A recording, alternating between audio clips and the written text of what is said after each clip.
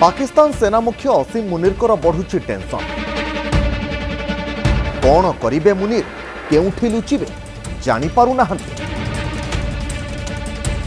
बलूचिस्तान घातक आक्रमण एवं तालिबान सहित युद्ध पलटिछि मुनीर सबुठारु बड़ टेंशन। भारत सहित रहितिबा शत्रुता मध्य तांको आउ गोटिए सबुठारु बड़ चिंतारे पकाई देइछि। तीन आड़ू एबे असीम मुनीर कौन निष्पत्ति नेबे, कहा सहित युद्ध लड़िबे, कहा सहित समाधान रास्ता बाहर करबा पई चेष्टा करिवे, काहाठारु लुचिबे, कौन करिवे किछि जानि पारु ना। किपरि ए सबुर मुकाबिला करिवे मुनीर आ ताहाकु नै असीम मुनीर मुंड काम करूना। काहाकु केउ जवाब देबे। गोटे पटे युद्ध घोषणा करि देइछन्ति, आउ गोटे पटे देश को खंड खंड हेबारु केमिति अटकाइबे, आउ गोटे पटे भारत सहित जो शत्रुता करि बसिछन्ति ताकु केमिति मुंडाइबे ताहा मध्य जानि पारु नाहंती। असीम मुनीर जानि पारु नाहंती कहा सहित लड़िबे आउ कहा पाखरे लुचिबे। अर्थात ए तीन आड़ू तांकु समस्त घेरी सारलेनी। खसिबार एक रकम असीम मुनीर बाट ही बंद होई गलानी। अफगानिस्तान एवं पाकिस्तान सहित युद्ध वर्तमान पाकिस्तान को एक प्रकार चिंतारे पकाइब निश्चिंत। दर्शक बंधु, अफगानिस्तान एवं पाकिस्तान मध्य तिक्तता एवं चरम सीमार पहुंची जाइछि। दुई देश एवं मुहांमुही, किंतु एवं अफगानिस्तान विरोध में ओपन वार घोषणा करिबा परे पाकिस्तान आक्रमण करने आरंभ करिछि। पाकिस्तान काबुल विभिन्न जगार एयर स्ट्राइक करिछि। गुरुवार विलंबित राति काबुल में प्राय 2 घंटा धरी पाकिस्तान विमान गर्जन करिथिला। अनेक स्थान में बोमा वर्षण करिथिला पाकिस्तान सेना एवं गुलीगोलार शब्द मध्य शुणा मिलता। आही तालिबान सर्वोच्च नेता हिबाबुतुल्लाह अखुनजादांकर गड़ बोली कहुवा काबुल स्थानगुड़िक आक्रमण करिथिला पाकिस्तान वायुसेना। तालिबान मध्य प्रतिशोध देइछि। तालिबान मध्य प्रतिशोध देबाकु जाई पाक सैन्य पोस्ट उपरे मध्य आक्रमण करिछि। आ पाकिस्तान एयर स्ट्राइक रो जवाब देई पाकिस्तान सीमा पोस्ट गुड़िक उपरे अफगानिस्तान एथिरे आक्रमण करने जोगु 130 रु अधिक पाकिस्तानी सैनिक प्राण हराइथिबा खबर मध्य आसुछि।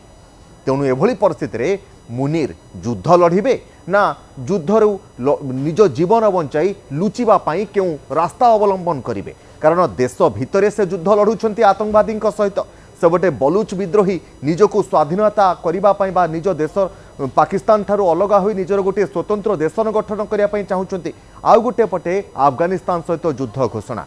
केउ आड़े लुचिबे मुनीर से तांको परिस्थिति एमिति हेलानी जे निजर आत्मगोपन करिबा पाई एक योजना प्रस्तुत करिवे, ना युद्ध लड़िबे, ना निज देश भितरे निजको सुरक्षित रखिबे।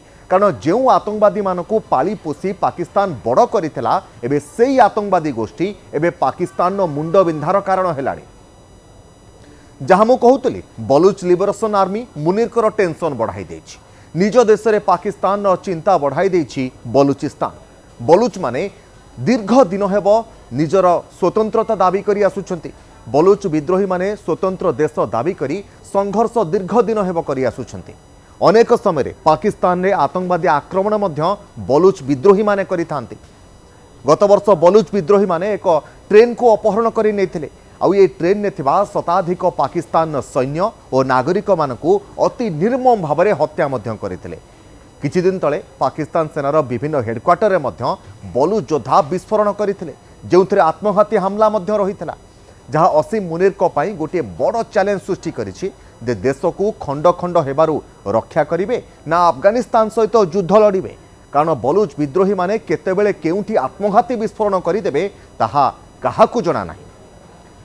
तेबे मुनीर टेंशन एतिकिरे शेष होइजिबनी, बरं भारत सहित शत्रुता तांकु खूब महंगा पड़िबो। पाकिस्तान आतंकवादी कार्यकलाप को भारत विरोध करि आसुछि, किंतु पाक सरकार भारत को बारंबार अशांत करने को चेष्टा करि चलिछंती। आतंकवादी पठाई काश्मीर रे आक्रमण करा जाउछि तो पुणी केतेबेले गत वर्ष पहलगाम आक्रमणर आपण तो मन थिबो निश्चय दर्शक बंधु।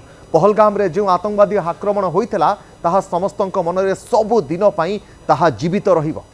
भारतीय सेना सबु आक्रमणर मुहतोड़ जवाब पाकिस्तान को देइछि सत, किंतु पाकिस्तान एबे भी भय रे रहिछि।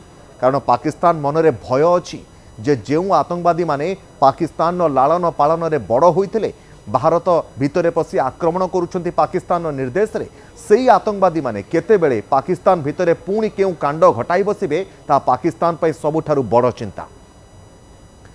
तेज दर्शक बंधु, पाकिस्तान जो आतंकवादी मानक भारत को पठाई आतंकवादी आक्रमण कराइला तार भारत मुहतोड़ जवाब देवा परे पाकिस्तान आत्मसमर्पण करने को बाध्य होइतिला। आउ एहाकु ने सबुठारु अधिक टेंशन ने एबे पाकिस्तान सेना मुख्य असीम मुनीर कौन करिवे जानी पारु नाहंती। जहां मु कहूतिल दर्शक बंधु, मोटामोटी भाव में कहबाकू गले बलूचिस्तान घातक आक्रमण, अफगानिस्तान सहित पाकिस्तान युद्ध घोषणा, फुल फेज युद्ध घोषणा एवं भारत सहित रहितबा पुराना शत्रुता फल एबे असीम मुनीर चारिआडू कहबाकू गले तीन आड़ू एवं चारिआडू वर्तमान असीम मुनीर को पई सबु द्वार बंद हो जाइछि। से लुचिबे ना युद्ध लड़िबे ताहा से जानी पारु नाहंती।